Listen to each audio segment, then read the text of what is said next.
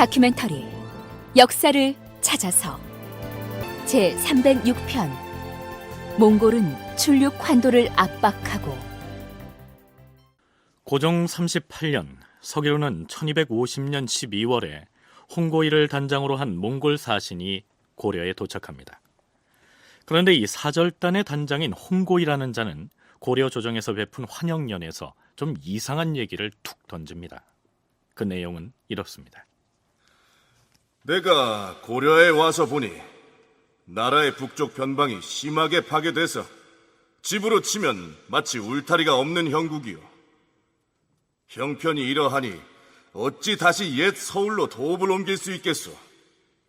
이곳 강도에 의지하여 이곳을 도읍지로 견고하게 다지는 것이 마땅할 것이요. 내가 돌아가거든 황후에게 이런 사정을 아래서 더 이상 고려를 소란스럽지 않게 하겠소. 몽골 사신 홍고이의 이 발언을 왜 이상한 얘기라고 하는지 아마 청취자 여러분도 짐작하실 것입니다. 이전까지 몽골 측에서는 강화도에서 나와서 내륙인 개경으로 환도하라, 몽골 사신을 섬이 아닌 육지에 나와서 맞이하라, 이 두 가지를 줄기차게 요구해왔던 것입니다.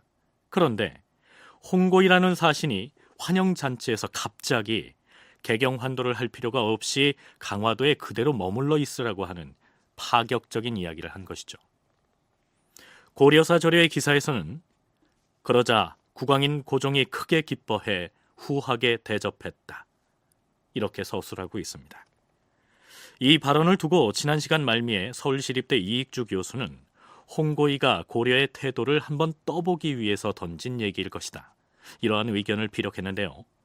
한국학중앙연구원의 강재광 연구원은 이렇게 얘기합니다. 저는 두 가지 가능성을 제기를 하는데요. 홍고이가 본래 출신이 고려 사람으로서 북계 출신으로서 포로가 되어가지고 나중에 이제 전향을 해서 몽고 쪽에 봉직하는, 주로 이제 고려 전담 사신으로 오는 그런 사람일 가능성이 있습니다. 두 번째는 고려 조정의 의향을 떠보는 겁니다. 일부러 이렇게 좋게 말해놓고 이놈들이 기뻐하나, 만약에 기뻐하면은 본심이 드러나는 겁니다. 고려인. 그래가지고 이것 봐라 해가지고 너희를 치겠다는 명분을 만드는 겁니다. 두 가지 가능성 다 중요합니다. 근데 첫 번째 가능성이 저는 약간의 더 비중을 둡니다. 왜 그러는 거니? 지금 해미실 오굴 카이미슈가 지금 섭정을 하고 있습니다. 대고려 옹건노자입니다. 고려의 반응을 떠보기 위한 발언일 수도 있다는 얘기야 이익주 교수도 피력한 견해이니까 특별하다 할 수는 없겠지만, 문제는 강재강 연구원이 제시한 다른 한 가지 가능성입니다. 그는 우선 홍고이라는 몽골 사신이 고려 출신일 가능성이 있다고 얘기합니다.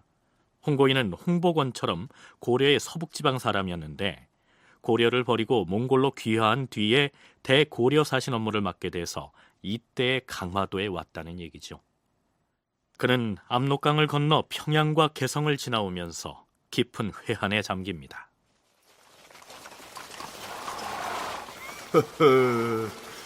슬프고도 슬프도다. 영화로운 옛 서경과 개경이 어찌 이리 망가져서 모두 폐허가 됐단 말인가. 풀뿌리로 연명하고 유리 걸식하는 저 사람들이 내 결의 부치가 아니었던가. 내 비록 살 길을 찾아 고려를 떠나 몽골 황제의 품에 안겼으나 어찌 내 몸속에 흐르는 고려의 피를 속일 수 있을 것인가. 이렇게 해서 고려 태생의 홍고이는 진정으로 고려를 위해 섭정 중인 몽골의 황후에게 고려가 강화도의 도읍을 유지하는 것을 허용하도록 청을 올리겠다고 다짐했을 수도 있다, 이러한 얘기입니다. 물론 이러한 내용은 어디까지나 몽골 사신 홍고이가 고려 출신이라고 하는 가정하에 역사적인 상상력을 발휘해 본 것입니다. 몽골 사신 홍고이가 이처럼 고려에 유리한 발언을 한 것으로 돼 있긴 하지만 그 발언 다음의 기록은 전혀 호의적이지 않습니다. 왕이 제포궁에서 몽골 사신을 맞아 잔치를 베풀고 나서 강화도의 수창궁으로 돌아오는데 몽골 사신은 뒤를 따라잡지 못하고 불평하였다. 이런 어찌하여 고려의 국왕은 나를 기다리지 않고 혼자 저렇게 앞서서 가버릴 수 있단 말이야. 이럴 바엔 차라리 몽골로 돌아가 버리는 게 낫겠다. 그러자 왕이 어가를 멈추고 기다렸다. 그런데 몽골 사신이 불경스럽게도 활과 화살을 차고 헐레벌떡 돌진하니 모두가 한심스럽게 여겼다. 지난 시간에 고려가 강화도에 중성을 구축했다는 내용을 소개했는데요. 강화도에 도착한 몽골 사신이 보기에 새로 구축한 고려의 방어 시설인 중성의 모습은 많이 거슬렸던 모양입니다. 아니, 그대의 나라가 이미 우리 몽골에 항복을 한 바 있지 않은가? 또한 이곳 강화도를 떠나서 육지로 나가기로 우리와 약조를 하였거늘 어찌하여 이곳 강화에 성을 수축할 수가 있단 말인가? 물론 여기에서 몽골 사신이 문제 삼은 성은 내성과 외성 사이에 새롭게 구축한 중성을 일컫습니다. 강재광 연구원과 이익주 교수의 얘기를 차례로 들어보시겠습니다. 중성을 허물라고 하는 거는 고려의 이제 본심을 떠보는 것도 있고, 얘네가 진짜 출력한도 하고 고종이나 태자를 몽골에 보낼 의향이 있으면 중성을 허물 것이다. 그렇지 않다면 여러분들이 중성을 허무지 않고 끝까지 우리한테 항전할 것이다 라고 해서 중성을 허물라고 하면 떠보는 겁니다. 그리고 그걸 또 강요를 하는 거고요. 아주 최양 때는 나중에는 이제 그 중성을 허물고는 말지만 어느 정도는 홍구이가 지금 고종 36년, 37년 있을 때까지는 허물지는 않지요. 출육한다고 하고 출영한다고 하고 그러면서 또 성을 쌓고 출영한다고 하고는 또 안 하고 이 고려의 태도에 상당히 불신할 만한 요소가 많이 있었던 거죠. 다만 이것이 고려가 정직하지 못했다라든지 이렇게 이야기할 것은 아니고 전쟁 중에 외교라고 하는 것은 본래 이래야 하는 것이죠. 상대방이 혼란하게 만들고 이제 그런 가운데에서 고려 입장에서 볼 때 가장 이익이 되는 정책이 어떤 것인가 이걸 결정해 나가는 뭐 어떻게 보면 그 당시 고려로서는 그 최후가 죽고 최양이 새롭게 집권했지만 아직 권력이 안정되지 못했고 또 기본적으로 군사력의 열세에 있고 이런 상황에서는 상당히 그 현실적으로 가능한 최선의 정책을 선택하고 있었다고 평가할 수 있을 겁니다. 몽골은 고려가 강화도의 도읍을 유지하는 것을 몽골에 대한 항전 의지를 견지하는 것으로 보고 있었는데 거기에다가 성곽을 구축했으니 그것이 못마땅했던 것이죠. 그렇다면 몽골 사신의 이러한 지적에 대해서 고려에서는 뭐라고 대답했을까요? 아, 그러니까 저기 저 성을 쌓은 것을 두고 하시는 말씀이요. 그것은 다른 뜻이 있어서가 아니라 저기 저 남쪽에 송나라가 있지 않소. 그 송나라 도적의 배가 이곳에 왔다 갔다 하기로 그들을 방비하기 위해서 성을 쌓은 것이지 다른 뜻은 없소이다. 이번엔 고려사 세가편의 기사를 살펴보기로 하겠는데요. 몽골 사신이 강화도에 들어온 바로 그 해, 즉 고종 37년 정월에 이러한 일이 있었던 것으로 기록되어 있습니다. 대장군 이세제와 장군 신지평을 시켜서 승천부의 임혜원 예터에 궁궐을 짓게 하였다. 승천부는 지난 시간에 설명한 대로 강화도 북단에서 마주 보이는 개풍의 남쪽 바닷가에 해당합니다. 예전에 고려에서는 그곳에다 임혜원이라고 하는 별장을 지어놓고 국왕이 바다를 구경하면서 피서를 즐기기도 했는데 거기에다 궁궐을 지었다니 이게 대체 무슨 얘기일까요? 최후가 죽은 다음에 아마 고려와 몽골 사이에 협상이 이루어졌고 몽골은 궁극적으로 고려의 출육 환도를 요구를 하는 거겠죠. 개경으로 다시 와서 항복을 해라 이제 이런 이야기일 텐데 고려 쪽에서는 환도하기 전에 어떤 출육의 의사를 보인다고 하는 것이죠. 그래서 강화도 밖에 궁궐을 지어놓고 몽골 사신이 오면 고려 국왕이 거기에 나가서 맞이하겠다.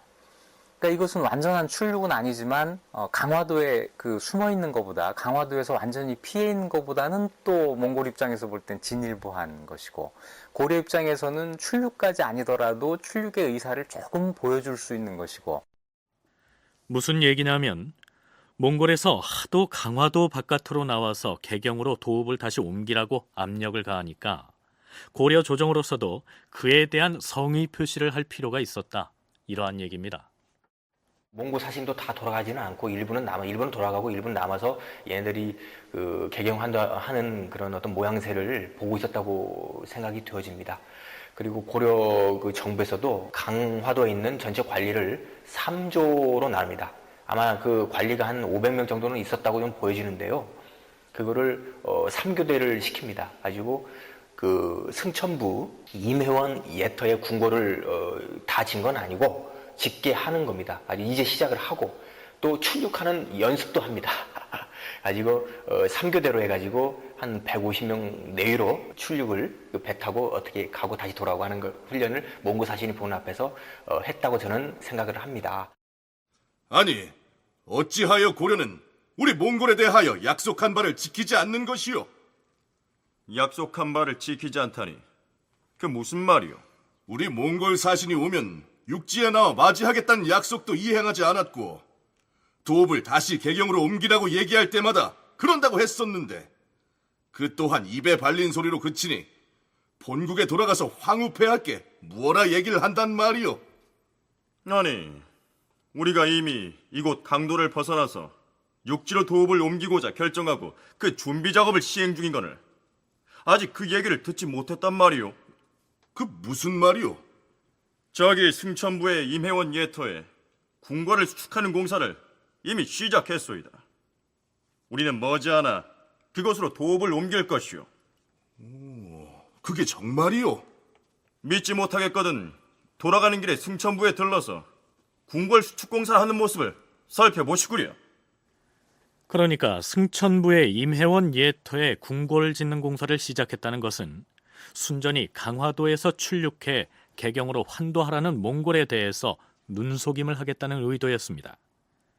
그렇다면 몽골 측의 요구대로 옛 서울인 개경으로 환도하겠다는 증표를 보이면 될 터인데 왜 하필이면 강화도 북단에서 마주 보이는 승천부에다 궁궐을 짓겠다고 했을까요? 지금 개경은 파괴된 상태입니다. 그리고 몇십 년이 지나가지고 수풀이 우거지고 그 고관 대작들의 집들이 물론 노비들이 남아가지고 지키고 있는지는 모르겠으나 전부 수풀이 무너지고 또는 무너지고 이렇게 해가지고 지금 귀신 나오게 생길 그런 판국입니다. 그래서 개경으로 돌아간다고 하더라도 당장에 궁궐을 짓기는 어렵습니다. 그리고 개경하고 그 승천부하고의 그 지리적 이점은 또 다릅니다.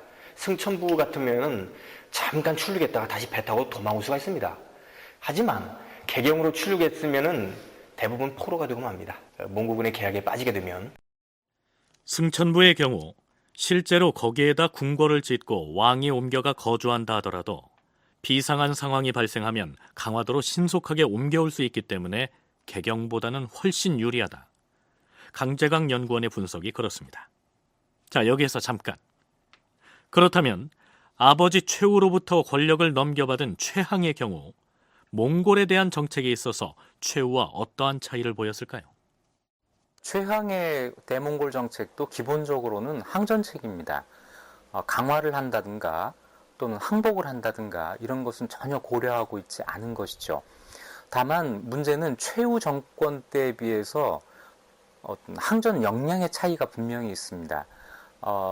이 권력이 세습되는 과정에서 권력 기반이 상당히 취약해져 있었고 이 불리한 전쟁을 계속 이끌어 나갈 수 있을 정도의 지도력을 최항이 확보하지 않은 상태에서 시간을 벌고 있었던 것이죠. 그것이 그 일부 몽골의 요구를 받아들이면서 어떤 몽골의 그 전면적인 그 침략을 뒤로 미루는 그런 효과를 분명히 거두게 됐던 것인데요. 최우도 화와 전을 섞어서 구사하는 이른바 소위 그 화전 양면론을 구사했던 사람이지 주전론 한쪽에 경도되어서 싸움만 했던 사람이 아니거든요.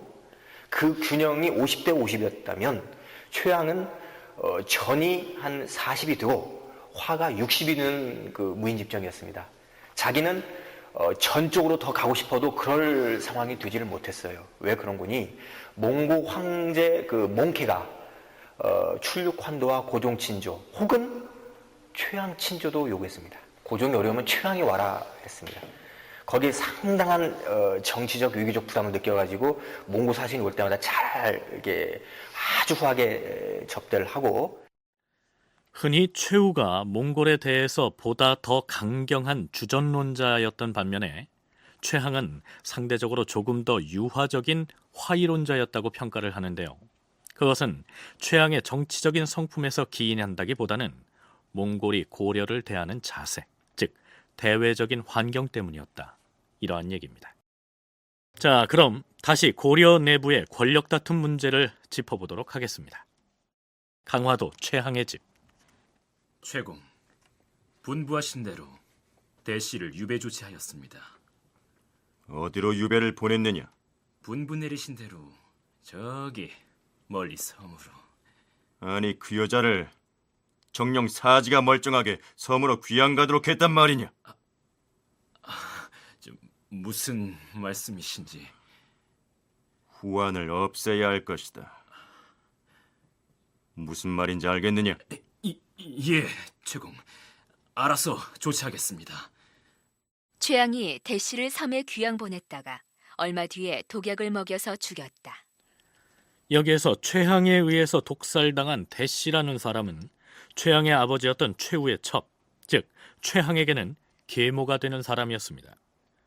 말하자면 최항은 자신의 권력 기반을 구축해 나아가는데 아버지 최후의 측근이었던 사람들이 장애가 된다고 보고 하나 둘 제거해 나가는데요. 그 대상은 계모 대씨뿐만이 아니었습니다. 최공, 그자를 어찌할까요? 밤중에 아무도 모르게 바다에 내던져버려. 분부대로 거행하겠습니다.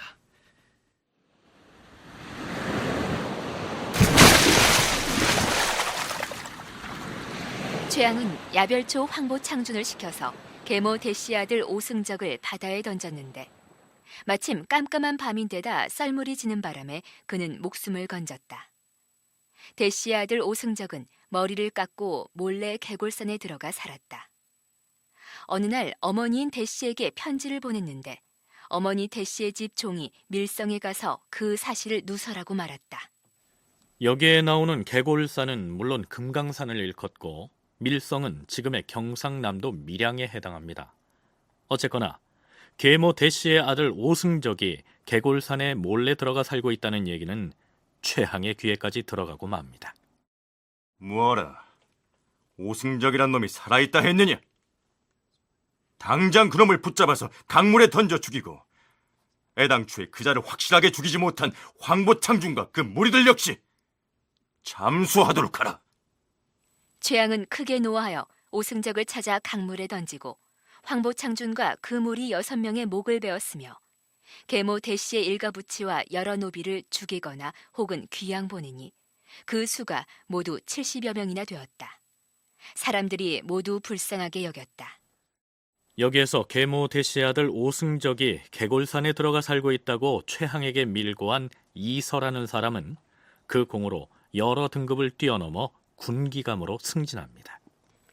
이렇게 되자 무릇 사감이 있는 사람을 모두 반란을 꾀한다고 무고하여 상을 타려는 자들이 줄을 이었는데 국문하여 보면 아무런 증거도 없었다. 최양이 사람들의 참소를 믿은 탓이었다. 최항은 어떤 의미에서든지 뭐랄까 좀 인기 없는 권력자입니다. 그 어머니가 천민이었죠. 천첩이었고 그래서 최후의 얼자가 되고요. 최후가 살아있을 때에도 그 아들에게 이 최양의 권력을 세습하기보다는 사위에게 김약선에게 권력을 세습할 생각을 하고 있었다는 것이죠. 그래서 이 김약선을 피해서 최양을 그 중으로 만들어서 지방으로 내려보냈는데 그 지방에서 또 작패를 해서 문제를 일으킵니다. 그러니까 출신으로 볼 때도 그렇고 어떤 개인적인 어떤 인성이랄까 하는 이런 면에서도 상당히 문제가 있었던 사람이죠. 최양이 단순하게 자신의 권력 기반 구축을 위해서 거기에 장애가 되는 세력을 제거했다기보다는 그 자신의 인성에 문제가 있었다. 이익주 교수의 분석이 그렇습니다. 고려사 열전엔 이러한 내용이 올라 있습니다. 최양은 참언을 잘 믿는 까닭에 사람들이 그것을 이용하여 상을 타기 위하여 사람들을 마구 무고하였다. 어쨌든 최항은 계모였던 대씨뿐만 아니라 그 주변 사람들마저 모두 제거 대상으로 삼았던 모양인데요. 부르셨습니까, 최공? 섬으로 귀양 간 자들의 명부를 가져오라 하지 않았느냐? 예, 여기 가져왔습니다요. 내가 표시를 해줄 터이니 여기 이 자들을 모두 물에 던져 목숨을 끊어버리도록 하라. 그런데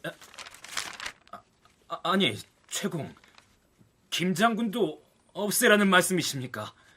그래, 백령도로 가서 수장시켜버리도록 해. 여기에서 김장군이란 귀주대첩의 영웅 김경손을 일컫습니다. 최양은 장군 송기류를 백령도에 보내서 추밀원 부사 김경손을 바다에 던져 죽였다. 뿐만 아니라 사람들을 남쪽 여러 도에 나누어 보냈는데 귀양 간 사람을 몰래 물에 던져 죽인 것이 반이 넘었다. 김경손은 상품이 씩씩하고 중후하며 화평하였다. 귀주를 지키고 나주를 평정하여 그 공이 비할 데가 없었는데 간사한 이들에 의해서 해를 당하니 사람들이 모두 슬퍼하였다. 최항이 제거한 또 한 사람이 있었으니 주숙이라는 사람이었습니다. 최후가 세상을 떠나고 최항이 그 권력을 이어받으려는 과정에서 주숙은 사람들을 모아서 최후가 누리던 권력을 국왕에게 되돌리려고 시도했던 인물이었습니다. 그는 최항의 아버지 최후의 동서이기도 했습니다. 주숙의 본명은 영뇌인데 그는 천성이 덜렁대고 허풍이 심했다. 최후의 동서로서 그의 신복 노릇을 했다. 최후가 죽은 뒤에 결국 최양의 편에 가담하였는데 그 때문에 최양은 처음에 그를 대단히 후하게 대접해주고 그에게 일일이 자문을 구하였다. 나중에 최양은 낭장 임경을 파견하여 그를 삼으로 귀양 보냈다가 융천에서 바다에 던져 죽였다. 주숙은 죽기 전에 장군 김효정이 자신을 중상한 것이라 억측하여 김효정이 자신과 함께 최씨 정권의 권력을 빼앗아 임금에게 되돌려주려고 작당했다고 꾸며 말했다. 결국 최양은 김효정도 바다에 빠뜨려 죽였다. 최후와 그 동서지간이었던 주숙 세력이 있었고 박서 장군과 김경손 장군으로 대표되는 무인 그 세력들, 또 그 도방에서 내노라 하는 도방 무인 세력들, 또 박헌으로 대표되는 그 정방 세력들이 있었습니다. 이들은 최후 정권의 그 실세였고 신복이었습니다. 최양으로서는 그들이 두려웠던 거죠. 그들은 최양의 집권을 반대했던 세력입니다. 그리고 김약선을 밀어줬고 김약선이 그 급사하자 그 아들인 그 김미를 김치라고도 불리는데요. 김치 혹은 그 김미라는 사람을 밀어주던 세력들이에요. 이렇듯 최항은 자신의 아버지였던 최후 정권 시절에 권력 주변에 있었던 사람들에 대해 대대적인 숙청을 단행했는데요.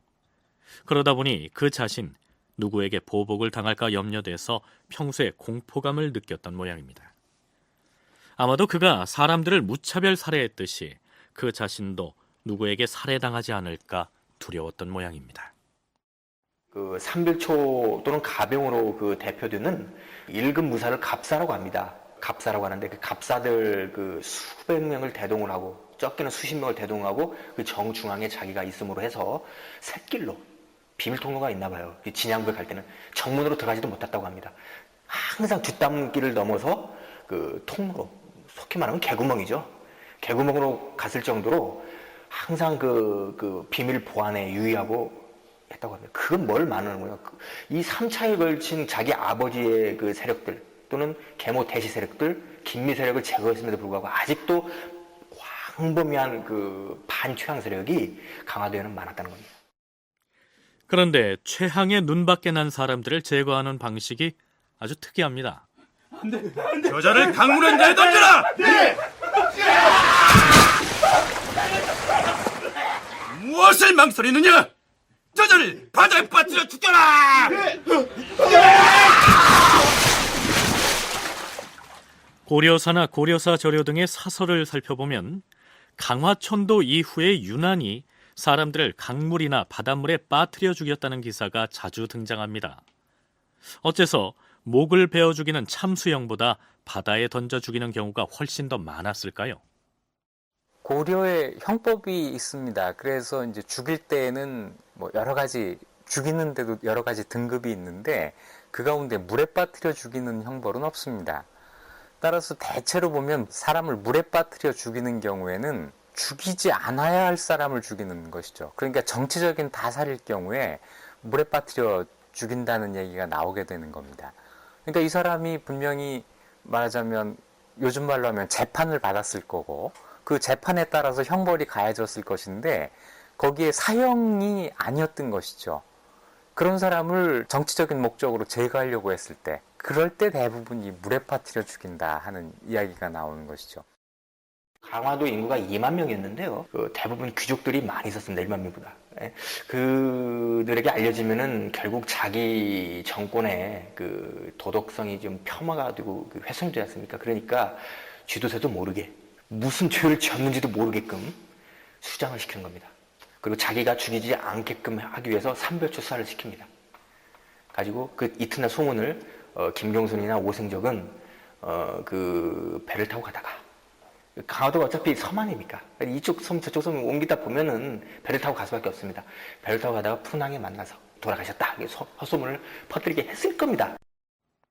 정상적인 절차를 거쳐 사형을 집행할 경우 그 죄상이나 형 집행 과정이 세상에 고스란히 알려지게 되는데 타당한 이유 없이 혹은 얼토당토하는 누명을 씌워서 제거하려다 보니 비밀에 붙일 수밖에 없었고 가장 손쉬운 방법으로 바다나 강물에 내던져 죽였을 것이란 얘기입니다. 이번엔 당시 고려 사회의 일면을 들여다볼 수 있는 색다른 기사 하나를 소개하도록 하겠습니다. 그 기사의 주인공은 손변이라는 사람입니다. 손변의 본래 이름은 손습경이다. 그는 과거에 급제하여 천안부 판관으로 배치되었는데 정사를 잘 처리한 까닭에 공역석승으로 벼슬이 뛰어올랐다. 고종 때 여러 번 승직되어 예부시랑이 되었다가 애매한 죄를 뒤집어쓰고 섬으로 귀양을 가기도 하였다. 예부시랑이면 정사품의 높은 관직입니다. 성품이 충직했다 하니 이러한 사람일수록 누군가의 모함에 연루되어 억울한 죄를 뒤집어쓰기도 했겠죠. 그러나 그는 곧 유배에서 풀려나 경상도 안찰부사로 임명됩니다. 그가 역사에 기록될 만한 명판결을 내린 것은 바로 그 경상도 안찰부사 시절이었습니다. 하루는 어느 남매가 손변을 찾아오는데 부산아리, 소인 너무 억울하여 그 내막을 하소연하려고 이렇게 찾아왔사옵니다. 억울하기는 소녀도 마찬가지입니다. 내가 그 사정을 살펴서 처리해 줄 터이니 한 사람씩 차례를 지켜서 보하도록 하라. 부산아리, 소인들은 각각 다른 사정으로 찾아온 남남이 아니옵니다. 여기 함께 온 사람은 소인의 누이이옵니다. 그래. 그렇다면 오누이가 함께 찾아와서 서로 억울하다 하소연을 하고 있다는 얘기인데 어디 남동생부터 억울한 사연을 말해보도록 하라. 예, 나으리, 말씀 올리겠습니다. 여기 함께 온 누이와 소인은 한부모님 아래 태어난 친남매지간이옵니다. 헌데 누이가 부모님의 유산을 모두 차지하고서 동생이 소인에겐 한 푼도 나눠주지 않으니 이렇게 억울할 때가 어디 있겠사옵니까? 그래. 어찌 된 사연인지 이번에는 누이가 한번 말해보아라. 너희 둘은 친남매지간이 틀림없으리었다. 예, 그러하옵니다. 그런데 부모님의 유산을 독차지하고서 동생에게는 한 푼도 물려주지 않았다니 남매지간의 도리를 정녕 모르는 것이냐? 억울하옵니다, 나으리. 너는 아버지의 유산을 독차지했다면서도 억울하다 하는 것이냐? 소녀, 아버지의 유언에 따랐을 따름이옵니다. 아버지가 돌아가실 때 아들에게는 재산을 분배해주지 않았다는 말이냐?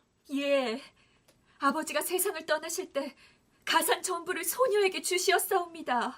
아니, 부친께서 아들에게는 아무런 재산도 남기지 않았다는 것이냐? 예, 나으리, 소인에겐 검정옷 한 벌과 검은 갓 하나, 미투리 한 켤레, 그리고 종이를 묶어 만든 공책 한 권뿐이었사옵니다.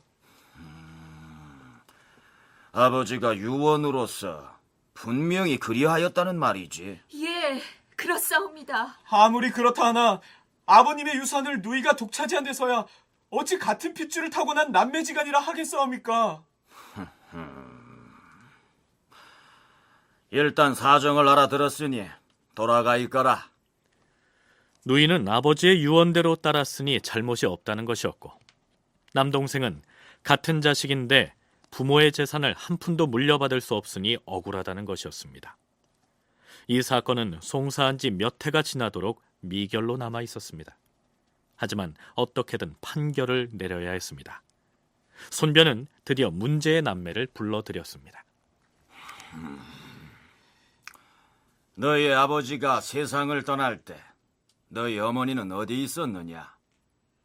어머니는 아버지보다 먼저 돌아가셨사옵니다. 그래. 그렇다면 그때 너희들의 나이는 각각 몇 살이었느냐? 누이는 이미 시집을 갔었고 소희는 아직 어린 나이였사옵니다. 그런데 어린 아들에게는 다만 검정옷 한 벌과 갓 한 개, 그리고 미투리 한 켤레와 종이 묶음 한 개만 주었다.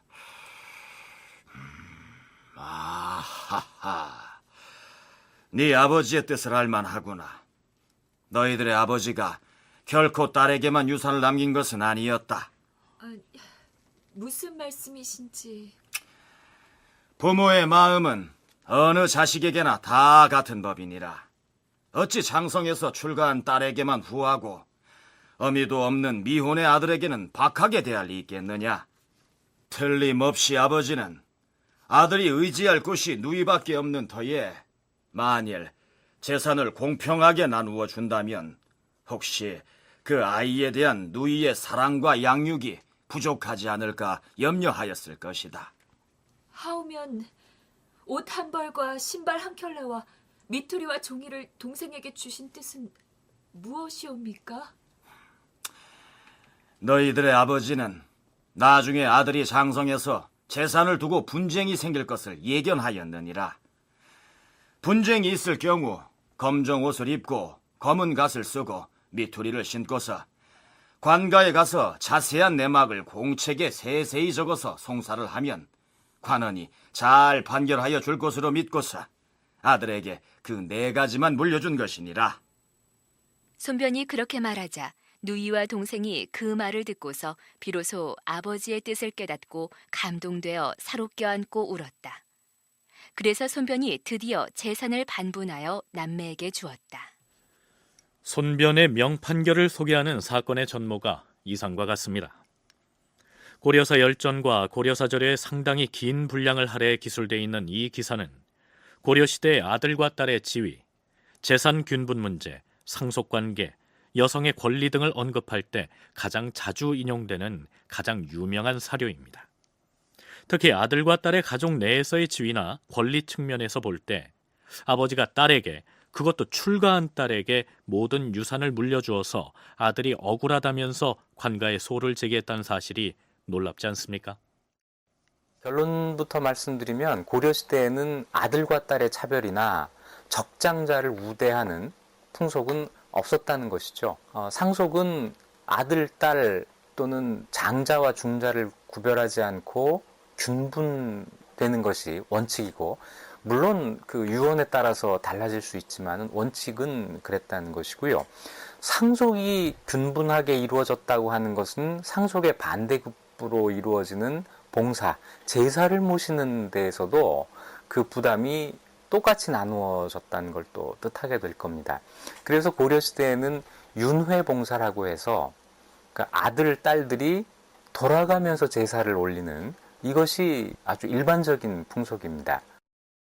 아들과 딸, 마지와 막내 구별 없이 균등한 상속권이 주어졌고 부모에 대한 제사 역시 자식들이 돌아가며 지냈다 하니 이 남녀 평등이란 말 자체를 사용할 필요도 없었다는 얘기가 됩니다.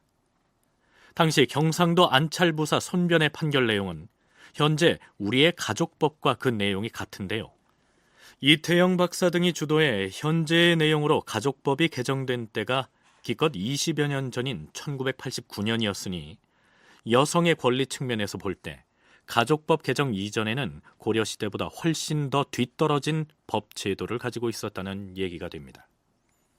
그렇다면 딸은 출가 외인이고 아들 위조, 그 중에서도 장자 중심의 상속 등이 관행으로 굳어진 것은 언제부터였을까요? 조선 후기가 되면은 인구가 폭발적으로 늡니다. 그리고 그 느는 이유는 그 의학이 발달하고 또는 그 영정조 시대에 있었던 농사 기술이 상당히 진보하지 않습니까? 뭐 실학도 그때 흥성을 하지만요. 그래서 인구가 늘고 농업 기술 발달하고 식량이 막 조선 전기에 비해서 2배가 증산되고 하니까 먹고 살기 좋은 시대가 되는데 인구가 늘면 어떻게 됩니까? 토지는 그대로인데 어쩔 수가 없는 겁니다. 장자에게 몰아줄 수밖에 없습니다. 또 장자가 과거 시험 준비를 하지 않습니까? 조선 후기, 더 구체적으로는 임진왜란 이후에 등장한 장자 상속의 관행이 일제강점기를 거쳐서 대한민국 정부 수립 이후까지 이어져 오다가 1989년에 가서야 임진왜란 이전으로 환원된 것이다. 이러한 얘기입니다. 국왕은 태자와 공과 후와 재상들과 문무백관들과 함께 목욕 재개하옵고 허공에 가득 찬 시방에 한량없는 불보살림과 재석천왕과 33천과 모든 호법 영광께 비옵나이다. 몽고 군사들의 환란은 몹시 가혹하옵니다. 그들의 잔인하고 흉포한 본성은 말할 것도 없거니와 그 어리석음과 어두움이 짐승보다 더 심하오니 천하에 가장 소중한 불법이 있는 줄을 그 오랑캐들이 어떻게 아우리까? 그리에 그 더러운 발이 지나가는 곳에 불상과 경전을 불살라 버려 싸우며 부인사에 모셔두었던 대장경 판도 마침내 불살라 버리고 말았나이다. 수십 년 공덕이 하루아침에 제가 돼 나라에 큰 보배가 없어져 싸우니 모든 불보살림과 여러 천왕의 대자 대비하신 마음인들 어떻게 참을 수 있겠나이까? 생각건대 제자들이 어둡고 무지해 오랑캐를 방비할 지금 들으신 내용이 무엇이냐 하면 부인사에 보관 중이던 초조 대장경이 몽골군의 약탈과 방화로 소실돼 버리자 대장경 각판 작업을 다시 시작하면서 바쳤던 이규보의 대장각판 군신 기고문 중 일부입니다.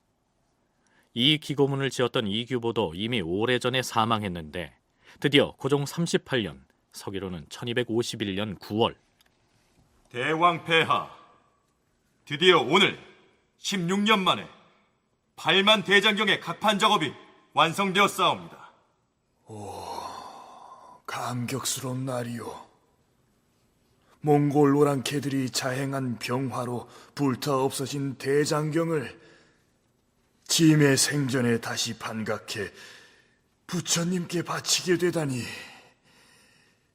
실로 감개가 무량합니다. 이제 불법의 힘을 얻어 오랑캐들을 능히 무찌를 수 있을 것이옵니다. 그래야지요. 그래야 하고 말고요. 왕이 서문 밖에 있는 대장경 판당에 가서 백관을 거느리고 분양을 하였다. 현종 때에 새겼던 판보는 임진년에 몽골 병화에 타버렸으므로 왕이 여러 신하들과 함께 다시 발원을 하여 도감을 설치하였는데 16년 만에 준공되었던 것이다. 처음 새겼던 대장경, 즉 초조 대장경이 불타버린 후에 16년 동안 각판 작업을 해 8만 대장경을 완성해냈다는 것은 당시 고려가 처한 상황에서 볼 때 단순한 불사가 아니었습니다. 강제광 편찬위원의 얘기를 들어볼까요? 불국가인 그 고려가 대장경도 없고 황룡사 구축목탑도 소실돼 버리고 황룡사 정도 빼앗겨버리는 가지고 상당히 어떤 허탈감에 빠져 있을 뿐더러 일반 백성들에 대해서 그 어떤 사상적으로 그 대몽항전을 이끌 수 있을 만큼의 어떤 장치가 없는 겁니다. 가지고 그 추후가 생각해낸 것이 바로 이 초조 대장경의 그 재판이었습니다. 그래서 그 불교계, 가뜩이나 최씨 정권의 그 반감을 갖고 있는 불교계를 끌어들이고 민심을 최후 정권이 의도하는 방향으로 그 자진해서 그 몽고와 싸울 수 있게끔 만든 게 바로 어떻게 보면은 그 관제적인 그런 제도적 장치가 바로 이 8만 대장경 각 판사에 두겠습니다. 한편 이익주 교수는 고려가 몽골과 전쟁 중임에도 불구하고 장관 세월과 막대한 비용을 투여해 8만 대장경 판각 작업을 추진한 것은 최씨 무인 정권으로서 그 필요성을 절대적으로 인식했기 때문이라고 얘기합니다. 대장경파는 몽골과 전쟁 중에 아주 국가적인 사업으로 이루어진 것인데요. 여러 가지 목적이 있었다고 보여집니다. 가장 좁게는 최씨 정권이 불교계 협조가 필요했다. 대장경을 조판하게 되면 당연히 그 불교계에서 환영할 일이고 불교계에서 적극적으로 나서야만 되는 일이죠. 그 당시 불교계를 주도하고 있었던 것이 그 수선사 교단이 되는데 이 수선사 교단이 전국에 가지고 있는 그 사찰 또 그 사찰의 영향력 뭐 이런 것들을 전부 최씨 정권에게 협력할 수 있는 8만 대장경의 완성은 장기간에 걸친 대몽 전쟁에 지쳐버린 당대의 고려의 백성들을 대몽 항전의 대열로 결집시킬 수 있는 매개가 되기도 했다는 얘기입니다. 고종 38년 5월 뭐하라 했느냐? 정한 그자가 사람들을 선동해 나를 헐고 다닌다 했느냐? 내 이자를 가만두지 않을 것이다. 정한의 가산을 정몰하고 백령도로 유배할 것이다. 아니다. 일단 유배를 한 다음에 유배지에 사람을 보내 바다에 내던져 죽일 것이다. 또 한 사람의 고위 관리가 최항의 눈밖에 나서 바닷물에 수장됩니다. 그 내력은 이렇습니다. 참지정사 정한이 문생인 낭장 임보 그리고 내시 이덕영, 위주부사 석연분 등과 시국리를 의논하게 되었다.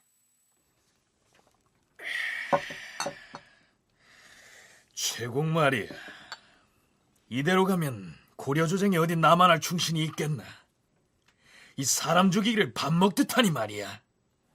그런데 낭장 임보의 하인이 그 말을 듣고 최양에게 고하였다. 최양은 본래 정한과는 화합하지 못한 사이였는데 정권을 잡자 인망을 수습하려고 겉으로는 예를 갖춰 대접하였으나 속으로는 실상 시기하고 꺼려하였다. 내가 그자를 깍듯이 대했건만 정한 그자가 본래 딴 마음이 있어 내가 하는 일을 비방하는 것이 틀림없어. 가만두면 장차 반란을 주동할 것이야. 최양은 드디어 가산을 몰수하고 백령도로 귀양 보냈다가 조금 뒤에 사람을 보내 물에 빠뜨려 죽였다. 정한은 상품이 총명하고 민첩하여 음양, 산술, 의약, 음악 등 정통하지 않은 것이 없었다. 이렇게 해서 또 한 사람의 원로 문신인 정이품 참지정사 정한이 서해바다의 고깃밥이 되고 만 것입니다. 그해 가을 7월 대왕 폐하, 몽골 사신단 40명이 서경을 지나 곧 승천보에 이를 것이라 하옵니다. 그래요. 서북에서 몽골 사신에 관한 다른 전갈은 없었소. 이번에 온 사신단 역시 지난번에 왔던 홍고이가 포함되어 있다 하옵니다. 폐하께서 제포 포구에 나가 그자들을 영접하셔야 할 것이옵니다. 몽골에 황후의 섭정이 끝나고 새 황제가 즉위하였다 하는데 이번에는 대왕 폐하께 몽골 황제에게 친조하고 개경으로 환도할 것을 강권할 것이라 하였사옵니다. 아하, 예사로운 일이 아니로군. 제신과 추신 그리고 사품 이상의 문무관들에게 모두 모이라 이르고 우리가 어찌했으면 좋은지 의논해 그 결과를 짐에게 알리라 이르시오. 예, 대왕 폐하. 그런데 이번에 고려에 온 몽골 사절단은 이전에 왔던 다른 사절단과는 그 성격이 달랐습니다. 무엇보다 몽골 내부의 권력 구조의 변화를 살펴볼 필요가 있습니다. 그 고종 38년에 몽골의 몽케칸이 즉위합니다. 그러니까 공위 상태가 마감된 것이죠. 그러면서 고려에 대해서도 이제 더 강력한 요구를 해오는데 비단 고려뿐 아니라 그동안 중단되었던 각 지역의 전쟁이 다시 시작이 됩니다. 그러니까 그 중국에 대한 공격이 다시 시작되고 중동 지역에 대한 공격도 다시 시작되고, 자, 이런 상황에서 고려에 대해서는 국왕의 친조와 개경환도, 이 두 가지를 요구해 옵니다. 그러니까 공의 상태에서 이루어졌던 뭐 국왕의 추경이라든지 이런 거 가지고는 이제 강화가 이루어지지를 않게 된 것이죠. 그동안은 황후가 섭정을 했던 데다 섭정을 맡은 몽골 황후 해미시레의 경우에는 고려에 대해서 비교적 온건한 입장을 가지고 있었기 때문에 개경으로 환도를 하라느니 사신단을 육지에 나와서 맞이하라는 등의 요구를 했을 때 적당히 무시해도 그냥 넘어갈 수 있었지만, 황후의 섭정이 끝나고 황제 자리에 즉위한 몽케칸의 경우에는 즉위하자마자 전열을 정비해서 다시금 정복 사업을 추진하고 있었으니 고려로서도 무엇인가 대책을 세우지 않으면 안 됐을 것입니다. 고종이 몽골 사신이 천명한 국왕의 친조 요구에 어떻게 대응할 것인지를 논의하도록 한 건 역시 그러한 긴장감을 반영한 것이었습니다. 우리 대왕 폐하에게 몽골 황실로 가서 친조를 하라. 그리고 강화도에서 나가서 개경으로 환도를 하라. 이거 한두 번 요구한 게 아니지 않소? 뭐 그리 심각하게 받아들일 필요가 없을 텐데. 무슨 말씀이요? 이번엔 다르다 하지 않았소? 다르다니? 무엇이 다르단 말이요? 이번에 즉위한 몽골 왕이 주변국 정복을 위한 준비를 끝내놓고 우리 고려에 사신을 보내서 우리가 어떻게 나오는지 보자 하고 잔뜩 벼르고 있단 말이요. 얘처럼 유야무야 넘길 사안이 아니란 얘기요. 그래요? 그렇다면 큰일이 아니요. 그렇다고 우리 대왕 폐하가 몽골 황실에 가서 조회에 참석할 수는 없는 노릇이고. 친조를 하라, 환도를 하라. 저들의 이런 요구에 우리가 어떻게 반응을 하든 저들은 곧 군사를 움직여 우리나라를 침범할 것입니다. 그렇더라도 저들의 노기를 누그러뜨려서 가능하면 화해 협력을 하도록 그렇게 유도를 해야지요. 우리 대왕 폐하가 몽골에 친조를 할 수 없다면 왜 그러한지 그럴듯한 명분을 만들어서 몽골 사신에게 전달을 해야 할 것입니다. 우리 대왕 폐하는 실제로 옥체가 연로하시니 기력이 모자라고 환우가 겹쳐서 친조를 할 수 없다고 하십시다. 대왕 폐하가 직접 가시지 못하시면 다른 누구를 보내라 하지 않겠소? 태자 전하를 몽골에 보내는 게 어떻겠소? 태자 전하를 정말로 보내자는 말이요? 그럼 폐하를 대신할 사람으로 태자 전하라도 보내야지. 왕실에 다른 종실을 보내봤자 저들이 용납을 하겠소? 난 반대요. 태자 전하는 머지않아 우리 고려의 왕업을 이을 뿐이시오. 그런 분을 보내서 친조를 하게 하다니 아니 될 말이요. 누군 뭐 태자의 친조가 기분 좋아서 보내자고 한 줄 아시오? 태자 전하를 보내더라도 서둘러서 일찍 보낼 필요는 없을 것이요. 무슨 말이오? 그럼 나중에 보내자고요? 우선 대왕 폐하께서 연로하시고 환우까지 겹쳐서 도저히 몽골 황실까지 갈 수 없다고 사정을 고하고 그쪽에서 재차 독촉을 해오면 그때 못 이기는 척하고 태자를 보내도 늦지 않을 것이요. 그 몽케칸 즉위 이후에 고려의 그 국왕 친조를 요구하는데 고려 쪽에서는 국왕이 직접 몽골에 간다고 하는 것은 도저히 받아들일 수 없는 일이죠. 그렇다면 국왕을 대신해서 누구를 보내야 되겠는데 누구를 보낼 것이냐 했을 때 국왕 바로 다음 사람, 바로 태자가 되겠습니다. 태자를 보내는 것으로 몽골의 요구를 받아들이자. 이걸 가지고 몽골과 그 협상을 해보자. 이런 이야기가 나오게 되는 것인데요. 드디어 몽골 사신단이 강화도 북쪽의 맞은편에 있는 승천관에 도착합니다. 최공, 저들이 또다시 물 건너 승천관에 머물고 있으면서 짐에게 그곳으로 추경을 하라 요구하고 있으니 어찌했으면 좋겠어. 이번에 온 사신단은 새로 즉위한 황제의 조서를 지참하고 온 듯한데. 대왕 폐하께서 물을 건너 저들을 맞이하기 위해 건너편 승천보로 가셔서는 절대 아니 될 것입니다. 어찌 그런 위험을 감수하려 하시옵니까? 그럼 저들에게 이곳 강도에 오라고 기별을... 그것도 아니되옵니다. 그러면 어찌했으면 좋겠소? 폐하께서 신들과 함께 강화도의 북단에 있는 제포폭으로 나가서 저들을 맞으시옵소서. 알겠소. 그리합시다. 강화도의 그 북동쪽에 있는 게 제포고 거기서 마주 보이는 데가 승천부 이면 예터가 되겠습니다. 아직 서로 보인다고 그럽니다. 맑은 날에. 그래서 이제 고종이 최소한 한 가지 요구는 들었는데 고종의 친조 혹은 태자 친조는 설득을 하고 있는 단계고 출육 환도는 제스처는 보일 수 있으나 할 수 없죠. 그래서 이제 전쟁적으로 나가는 분위기를 지금 상정하시면 되겠습니다. 이 장공과 홍고이는 전에 왔던 그 홍고이가 여기 또 나오죠. 홍고이 같은 경우는 이제 몽고 그 헌종의 엄명을 받고 왔기 때문에 어쩔 수 없습니다. 저번처럼 유화적인 자세로 고려를 달래는 게 아니라 이제는 엄명을 전달하는 엄포하는 존재로서 왔고 나름대로 고려가 이행하지 않을 경우에는 이제 전쟁 통첩을 하러 온 거니까. 앞에서 강제광 연구원이 상정한 대로 몽골 사신 홍고이가 설령 고려 출신 귀화인이라 할지라도 이번엔 고려 조정에 유화적인 자세를 취할 수는 없었을 것입니다. 왜냐하면 몽골의 새 황제로 등극한 몽케 칸이 이미 고려 침공을 결심한 상태에서 홍고이 등을 사신으로 보냈기 때문입니다.